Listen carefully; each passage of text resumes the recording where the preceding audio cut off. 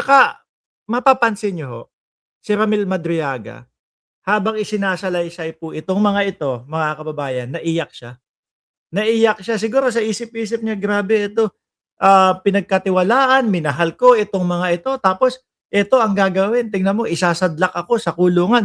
Tapos ngayon, itatanggi pa, nakakilala nila ako.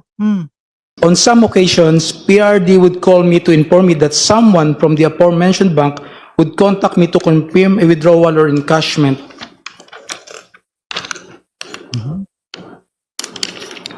Of checks. There were also instances that where PRD would instruct me to personally visit the said banks to pick up the money and bring it to Malacanang or to the designated individuals.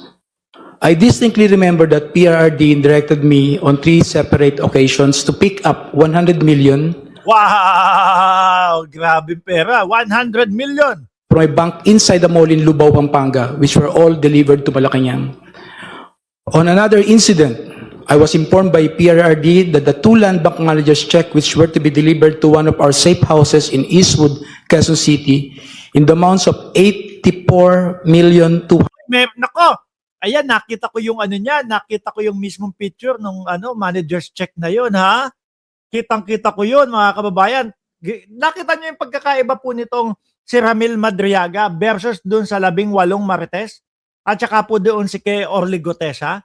With matching talagang pagpapatotoo po. Yung sa kanila, kapag ka magsasabi, nako ito, hinatid yung maleta, ganito, ganyan. Maleta lang ang papakita sa inyo. Maleta na nakatayo dyan, nakaharap doon sa mga eroplano. Hindi mo alam kung sino pagdaratingan eh. Yung mga uto-uto naman po, mga didis, ay naku, kawawa talaga ang Pilipinas. Paniwalang paniwala naman. Eto, with manager's check na issue po, may picture mga kababayan. Hindi ko na lang maipakita sa inyo kasi nagmamadali tayo. No? Pero yung picture na yung kalat sa social media, ha? 100,000 pesos and 4,800,000 pesos respectively were issued under my name. Copies of the 2 land bank managers' checks are hereby attached as annexes A and A-1. 28. To prove the aforementioned allegations, I am willing to execute an affidavit, authorization, or any other document and to perform all acts necessary for Committee on Justice of the House of Representatives or the courts to access the aforementioned bank accounts and all other bank accounts under my name. Pero tignan mo, talagang rektahan siya, talagang alam niya yung kanyang mga sinasabi, malayong-malayo. At kung hindi illegal yan, bakit kinakailangan ni dating Pangulong Duterte na gumamit pa ng dami o ibang tao para doon sa kanyang pera? Hindi ho kaya ito yung mga pera na sinasabi di umano na galing doon sa mga malalaking Lord ng ipinagbabawal na gamot, mga kababayan. O eto pa, meron pa dito, cash on delivery daw ho. And upon direct instruction sa PRD, Sara, I've also delivered money to Ombudsman Samuel Martires or Tony Ryan, which Ay, ako! Sandali! Oy! Mga DDS, may napangalanan na naman pala dito. No? Sino daw? I also delivered money from Ombudsman Samuel Martires ho, mga kababayan. Atras natin ha, para maintindihan ng mga DDS. Mukhang ito talaga, yung malimaleta, ito yata talaga yung duffel bag.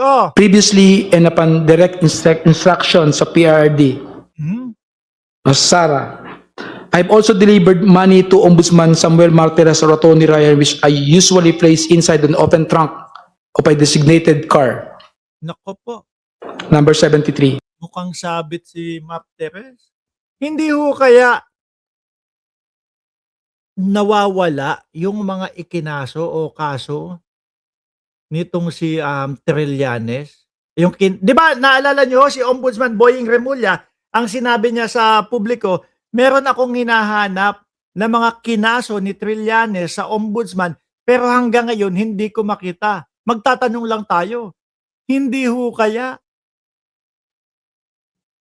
yung pagdala ng pera, pag-deliver ng pera kay Samuel Martires ang dahilan kung bakit po nagawala o nawawala yung mga ikinaso ni dating Senador Antonio Trillanes. Hindi ho kaya suhol kaya yon para wag matuluyan? Tayo nagtatanong lang po mga bossing. Ano po? Oh, After completing the last delivery, we left the Ombudsman compound aboard my blue Toyota FJ Cruiser. sabi. Ang hirap naman ang sitwasyon nitong mga ito. Tapos ano lang ho sasabihin, nako wala yan. Pero nakita ko yung sagot ni Martires ha. Kesyo daw po, inconsistent daw po yung mga pinagsasasabi ni Ramil Madriaga. Pero para ho sa akin mga bossing, consistent eh. Ito yung may talagang halo na alam mo yun, iyak, may halong basta hindi lang ho parang plain na binabasa yung papel. Ano? Talagang may kasama na madamdamin ho. Nakita nyo naman po yung pinahinto ni ni Congresswoman Beatrix Luistro. Si Ramil Madriaga habang nagbabasa ho, mga bossing. Pinahinto niya. Bakit? Kasi kita niya yung pag-iyak ng tao Kita niya no? Na talagang tinamaan. Ramdam, mga kababayan, yung tipo bang mahal na mahal ko tong mga tao na to. Pinagkatiwalaan ko itong mga tao na ito. Tapos tignan nyo ang ginawa. Inaano ako. Ako pa yung mali. Ako pa yung ganito. Hindi, balik tayo kay Martires. Balikan ho natin kay Martires, mga kababayan. Yung kay Samuel Martires na bigla kong naisip Hindi kaya yun yung dahilan kung bakit nawawala yung mga kinakaso? Hindi ho kaya ito yung mga dahilan din kung bakit po pahirapan po na ilabas o ipakita sa mga publiko o sa publiko yung mga salin noong mga politiko, mga kababayan. 'Di ba? Nung pag-upo ni Ombudsman Boying Remulla, ano po ang ginawa? Ano po ang nangyari, mga bossing? Pag-upo, o sige, o eto. Dahil lahat naman tayo, sumusweldo sa pera ng taong bayan, lahat ng salin, ilalabas, ilalatag. Kaya po yung ibang mga senador, ibang mga congressman, isa-isa na pong mga naglatag. Pero nung panahon ni Samuel Martires, mga bossing, naku po, napakahirap at talagang pahirapan po. No? Baka madaming mabuko.